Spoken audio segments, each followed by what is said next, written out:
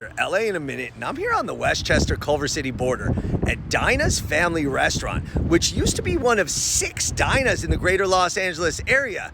And though this one's moving to Culver City proper soon, that's not why I'm here.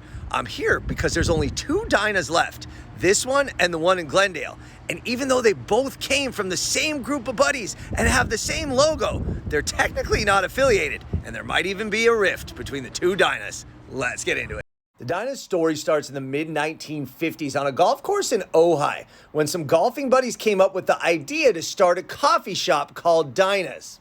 The group shared plans, recipes, even logos, but they agreed that each location would be independently operated and that the first one would start as a chicken and pancake house.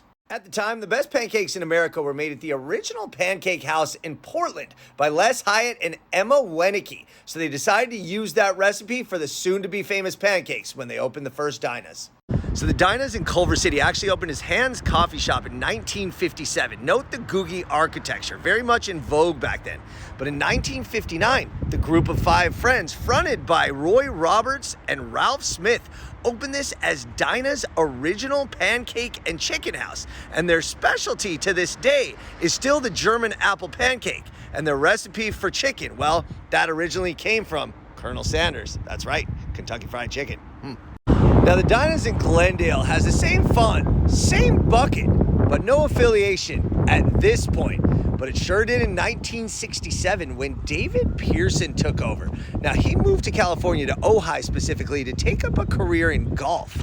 But on the golf course, he met 3 businessmen who were interested in franchising Dinah's Fried Chicken at that point, which had picked up its own unique recipe, better than the Colonel's, they say. So David Pearson bought in for $15,000, gave the restaurant to his parents, Harry and May, who ran the restaurant until 1981 when he took over. But by that time, Dinah's in Glendale was already a community institution.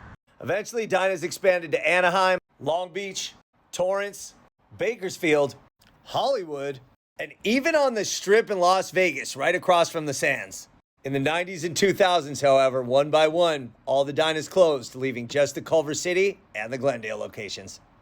There's no mistaking it. Even though the Dinah's in Glendale serves breakfast and dessert, Dinah's is all about chicken here. In fact, they say if the Colonel had our recipe, he'd be a general. And that quality is reflected in the fact that this Dinah is now a 3rd-generation family-owned and run restaurant.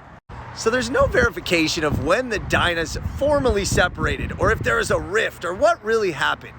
But the fact is, neither one will acknowledge the other on their website, social media, or otherwise.